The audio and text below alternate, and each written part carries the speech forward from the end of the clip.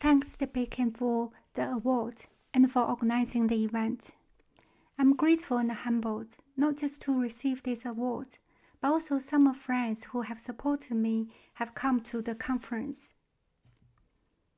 I have privilege to work with these people, including my supervisors and mentors, and also thanks to founders, my students and collaborators who have supported me in what I do. Thanks so much for doing that. I'm going to talk about some of their work. It is difficult to define what the self is, and then to say it is something we have been struggling with for centuries. And this talk mainly focuses on how we measure the self empirically. So the first is about measuring the self and identifying specific mechanisms for self-relevance in information processing. And second, revisiting our laboratory research by testing various populations. And finally, I'll try and explain some of the ways in which our laboratory research might help fill in the gaps in our understanding of the self and the real-life behavior, and see if there are ways that we can use recent advances such as brain connectome technologies and AI approaches to try and gain some progress. I mainly focus on the first area, and then briefly touch on the second and third parts. One challenge in self-research is that we need objective methods for better understanding self-related processes, since relying only on self-report is problematic for several reasons. For instance, we know from decades of research that we all lack access to our unconscious forces that are strongly influencing our behavior. Fortunately, over the past several decades, experimental psychologists have developed ways of measuring the self implicitly, and they have shown that humans are strongly biased in their responses to information about themselves compared to others. And that has been demonstrated a lot in high-level processes, for instance in memory, where people tend to remember more items that are directly relevant to them compared to items relevant to other people. And these effects also influence some at least more perceptual effects, such as face perception. What I'm going to do today is to talk about this kind of low-level self-processing and how they may relate to real-life experiences. Let's briefly touch on the self-perception phenomena. Here's an example that came from one of our undergraduate students. Imagine you like to grab coffee after your morning job. When making an order in a coffee shop, you are sometimes given a number, for instance, number 6, to refer to your order. And this number is completely arbitrary. But in that situation, it's highly relevant to you, and this number distinguishes your order from others. You are more sensitive to number 6 compared to other numbers, partly because people can rapidly associate information with themselves. And this kind of phenomena is known as the self-projection effect or self-bias, and it is ubiquitous in everyday life. We develop a self-association paradigm to measure the self-bias effect and aspects of the self. And it is a test that tells to associate geometric shapes with different people. For instance, a triangle represents your best friend, a circle is you, and a square a stranger. After forming the associations in the instruction for 1 minute or so, you show the same shape label pairings or repaired shape labels. Your job is to judge whether shape label pairings match. The figure on the right illustrates participants' responses, reaction times against accuracy. What it does is capitalized on the fact that participants are faster and more accurate in making responses to self-related pairs than pairs associated with friends and strangers, even the stimuli which probably mean nothing to participants. And this is a massive self-bias. Why does the self-bias occur? What psychological and neural processes underlying the bias, and can the bias be modulated by other variables? In the association task, matching self-pairs was associated with the increased activity in the ventral medial prefrontal cortex and the left posterior superior temporal sulcus. And the VMPFC is the center of self-representation in the brain, with the left posterior STS a sensory-driven region associated with the social attention. Importantly, dynamic causal modeling analysis showed that the biased fitting model required strong connectivity from the VMPFC to the left posterior STS, and the strength of this functional connectivity predicted the magnitude of the self-bias. And this means that tagging personal significance to neutral shapes affects perceptual matching by coupling internal self-representation through the VMPFC to the posterior STS, modulating attentional responses to external stimuli. We know that self-association can tune people's attention, decision-making, and responses. And the question is, how early the effect may occur in the brain. We've conducted EEG studies combined with mathematical models to decompose the levels of processing. And for many decisions, such as a simple yes or no response in the matching task, evidence accumulated over time, we can replot the decision as evidence of the accumulation per size. We can use the drift diffusion model to determine which parameters we need to put around in order to capture the different patterns of data and some experimental manipulations. One particularly interesting question here is whether self-association shifts the rate of evidence accumulation, because this parameter reflects the sensory processing.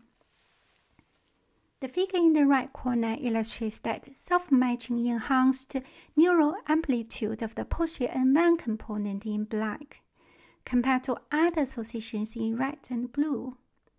And what we do is we regress the amplitudes of the brain activity that we see in this N1 component onto this serious number of trials that report a yes or no response across self or other matching conditions.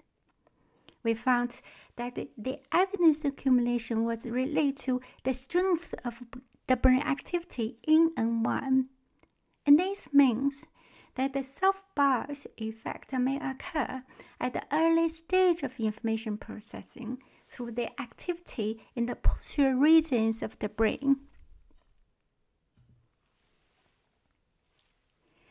An alternative way to think about what are necessary processes and neural responses supporting self-processing is using patient data and patients with brain damage, or introducing a tool that can disrupt brain activity such as TMS.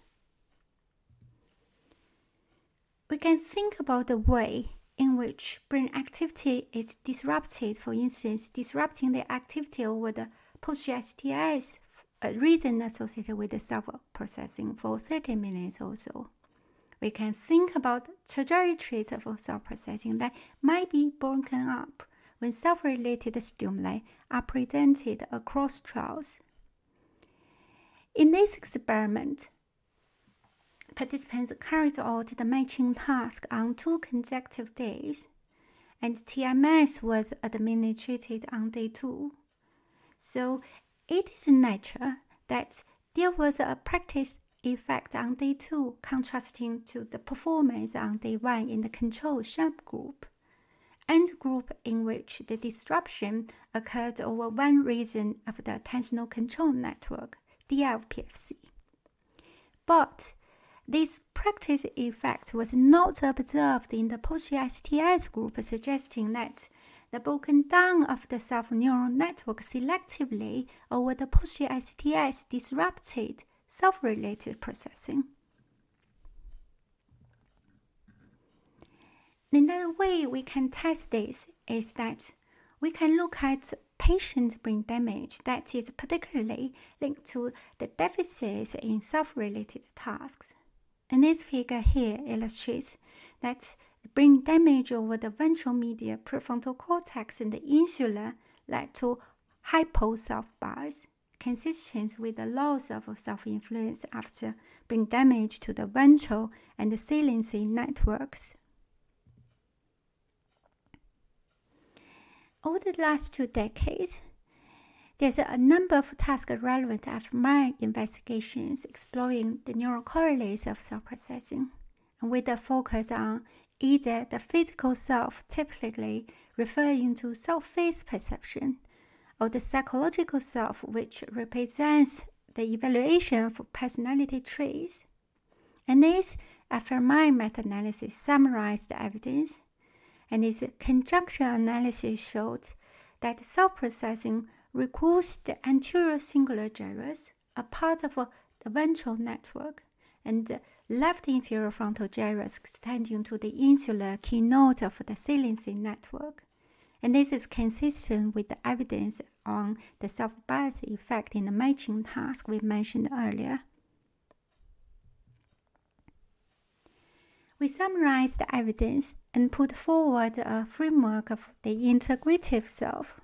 There has been a long way to go, but here's the framework we've developed so far.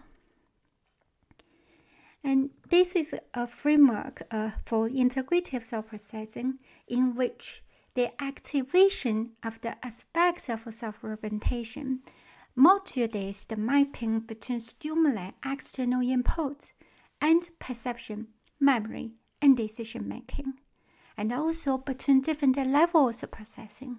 We argued that self-reference somehow acts as a golden thread to facilitate processing, and the integrative self reflects mentalist mechanistic processes. And the integrative self is mediated through a ventral network involving a self-area, the ventral medial prefrontal cortex, and the ventral network reflects a bottom-up processing. In contrast, cognitive control is evoked through a dorsal frontal parietal network reflecting a top-down control processing, and the saliency network involving the insular stratum is also involved. The proposal here is that these neural networks interact for control of behavior in the presence of self-related stimuli, and this framework has broad implications for understanding a wide range of disorders related to self-processing. Even though we are still unsure about functions of subcortical regions and white matter pathways in self-processing, the converging evidence suggests that the self-related processing may be a basic mechanism that tunes the cognitive system to personal relevance in the environment. Next, I'm going to talk about some mathematical modeling work that supports the idea of integrative self. One example concerns a study of redundancy gains. Typically, responses are faster when we respond to 2 stimuli relative to single items. We had people classify single or double self-or friendships. Here we present a formal mathematical analysis of the results in terms of processing capacity. And this assesses the probability of a response being made across different time windows on redundant trials, divided by the sum of the probabilities on single-item trials. If this measure equals 1, then there is unlimited independent processing of the 2 elements on redundant trials. If the capacity is greater than 1, then there is said to be super capacity when processing on redundant trials is better than can be predicted from the sum of processing of single items. And this occurred for self-related stimuli, but not for stimuli related to the friend. The result indicates that self-reference facilitates processing by bounding stimuli as a whole instead of the sum of the parts. Another example comes from a multisensory integration research. And this study tested whether self-relevance influences multisensory integration using a well-known paradigm, the sound-induced flash illusion. Typically, the more reliable modality, audition, influences the less reliable modality, vision, leading to an illusory percept of an additional event, and fission illusion, or when event lies, and fusion illusion. So it first tested whether the illusions can be explained by an optimal integration framework with the numerosity priori. And the figure in the bottom illustrates a measure of illusion frequency. The prediction about the illusion frequency that we derived from the optimal observer model with numerosity priori left panel actually show the similar pattern that we measured empirically in the right panel. That is, vision is more strongly affected by a numerosity specific priori at low numerosities, and the fusion is more strongly affected by this priori at high numerosities. One possible way we may think about whether the self may influence multisensory integration by shifting this priori to areas of high self-relevance. So to test this idea, participants completed the numerosity discrimination task both before and after self-relevance was attached to a specific number of events. For instance, 2 events were associated with the self and 3 with someone else. And the baseline task replicated the pattern of the previous experiment. Interestingly, compared to other associations, self-association reduced illusions, especially fission illusions in the 1 and 2 flashes task, and the fusion illusions in the 2 and 3 flashes task. And that means the more frequently observed illusion, which is more strongly influenced by the priori, was modulated by self-relevance. And the data indicates that the self can influence integration by functioning like a priori, biasing perceptual estimates towards areas of high self-relevance. We talk about the measuring self as processes. We also talk about a mechanistic account of the integrative self. Recent research has demonstrated that life events like becoming a new mother or experiencing depression may modify such effects. And this brings to the second part of the talk, revisiting our laboratory research in different populations. One example concerns the influence of motherhood in self-processing, and its experiment used matching tasks with new mothers to examine a range of relationships with associations made to the baby, themselves, their mother, their friend, and a stranger. Here are the accurate reaction time data. What you see is a clear improvement in performance from the baby in right to the self, to the mother, and so forth. And the data indicated that baby associations abolished self-bias in new mothers, and this laboratory experiment was replicated by online tests. I've been involved in a couple of interesting projects in which researchers look at the changes of baby biases in mothers with depression or sleep-deprived mothers. If we think about the way in which life experiences differ across cultural backgrounds, which may shape self-processing and self-face perception, for instance, an experiment was designed to look at whether cultural experience might influence face perception. We invited 16 pairs of gender-matched friends to the lab for the study, with 8 in each cultural group. Participants carried out a face orientation task. What we see is that a large self-bias in British participants, with responses made around 100 milliseconds faster to their own faces and then the faces of their friend, where Chinese participants made a smaller self-polarization effect 10 minutes also at the group level.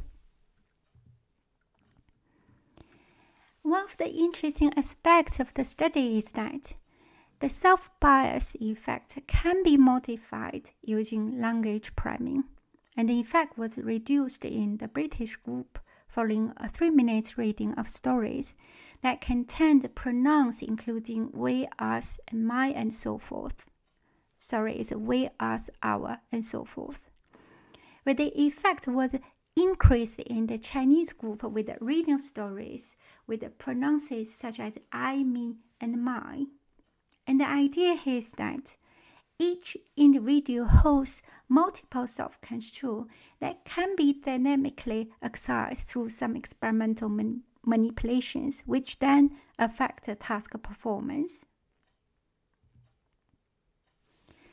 What I want to turn to is an experiment that was conducted many years ago that was designed to look at why the dynamic exercise to different cultural experiences may change neural activity in a specific region such as the fusiform face area.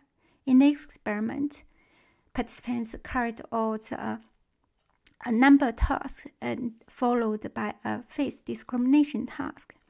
They were asked to count the number of pronouns in a story, and then they need to judge the face orientation of stimuli in a scanner. What we see is that the right inferior frontal gyrus rather than the fusiform face area responded to cultural priming, and this change was associated with the activity in the anterior N2 component, which is linked to the function of social saliency. And here is an aging study in which young and old adults completed the perceptual matching task as well as a self-report personal distance scale. In the distance task, participants were asked to move sliders on a scale or circles representing 2 people to indicate how closely 2 people such as themselves and a friend were connected. And here, figure A and B show the reaction time and D prime performance in the matching task. In the 3 age groups, a typical self-bias effect over a stranger was observed in the matching trials. A similar pattern was observed in the self-report measure illustrated in figure C. The interesting result here was that the self-bias over a stranger was equivalent across the 3 age groups. However, older adults had a lower self-bias over a friend compared to young adults.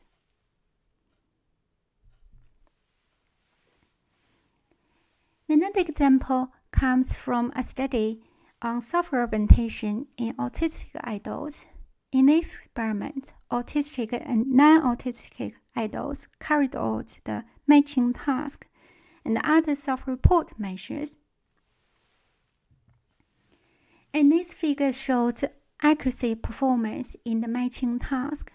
The blue represents the performance in the autistic group, and the orange the non-autistic group.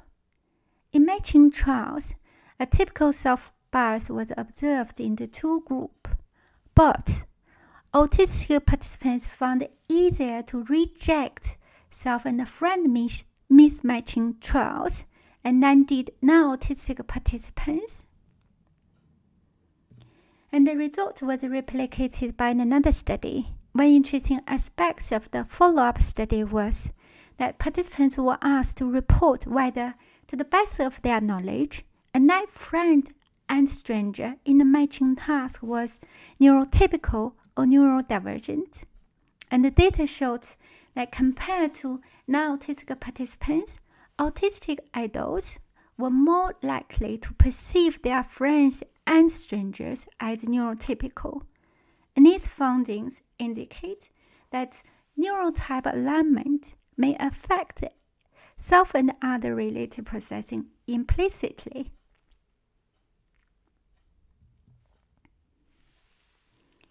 In everyday life, with most cases, self and emotion processing come along with each other. In this experiment, we look at how task-irrelevant facial expressions influence the self-processing in anxious people. As you can see, compared to controls, there was a reduced self-bias in the anxious group measured by the Generalized Anxiety Disorder Scale, and the severity of anxiety measured by the GAD score was negatively associated with the reaction time to other high-paced stimuli and positively associated with the reaction time to other sad stimuli. Lee and colleagues conducted a series of experiments to look at the relationship between self-reward and emotion processing. One interesting result in depression here is that the healthy people made slower responses to stimuli associated with the sad expression compared to neutral stimuli. However, there was an object effect in depressed individuals who made faster responses to the sad stimuli compared to neutral information. So with direct implications for psychiatric research. We talk about how social cultural experiences affect self-processing in various populations. What I haven't talked about yet, but I'd like to mention a bit, is the exploration of how to harness self-biases for good in patients.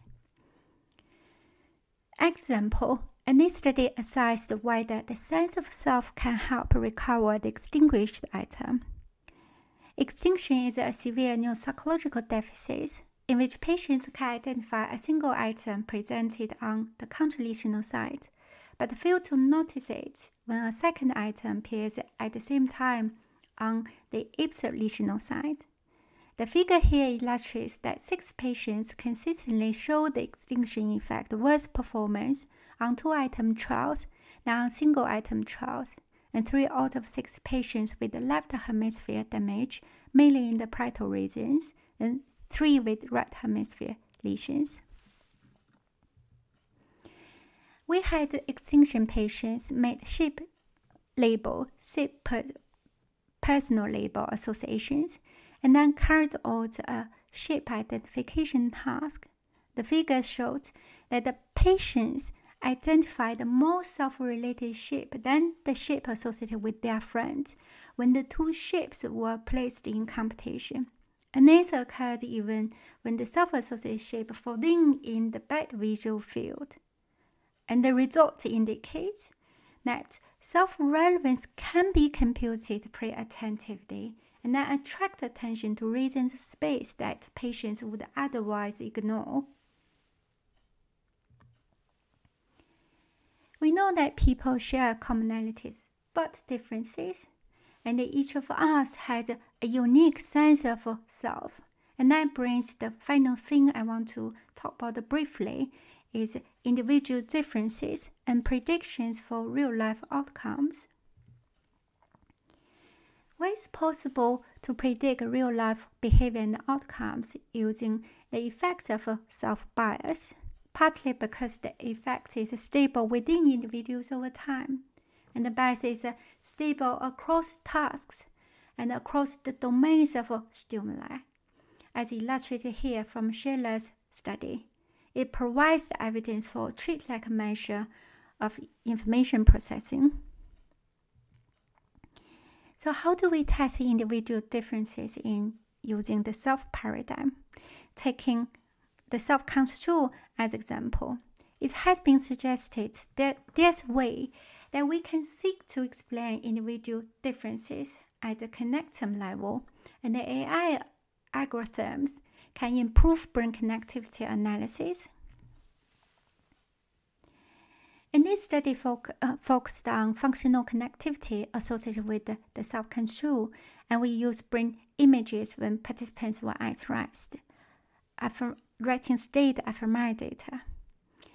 There are two features here that have been used to increase the predictive performance. One is that we take into account the nature of brain asymmetry, and the other is the property of the dynamics of the resting state data. We tested all possible brain connectivity matrices. Here, the blue bars represent the best predictive models with the asymmetry matrix. It shows that even with a relatively small sample size, say 60 participants, the asymmetric matrix can provide a reasonable predictive performance. And the figure in the right corner shows the connectivity patterns for the orientations of trait independence and trait interdependence. It provides evidence of self-concept at a whole brain connectome level. When we think about an individual and the unique self, we need to quantify the multifaceted self, and we need to quantify the changes of the self over time. By quantifying changes in self-concept over time, it is possible to square how self-processing underlies mental health at the individual person level. Next, I'm going to try and explain the idea in an experiment.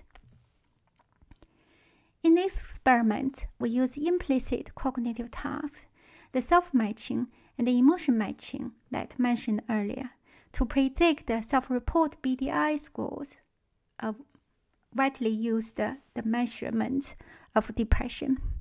We tested participants across 2 sessions with 1 week apart.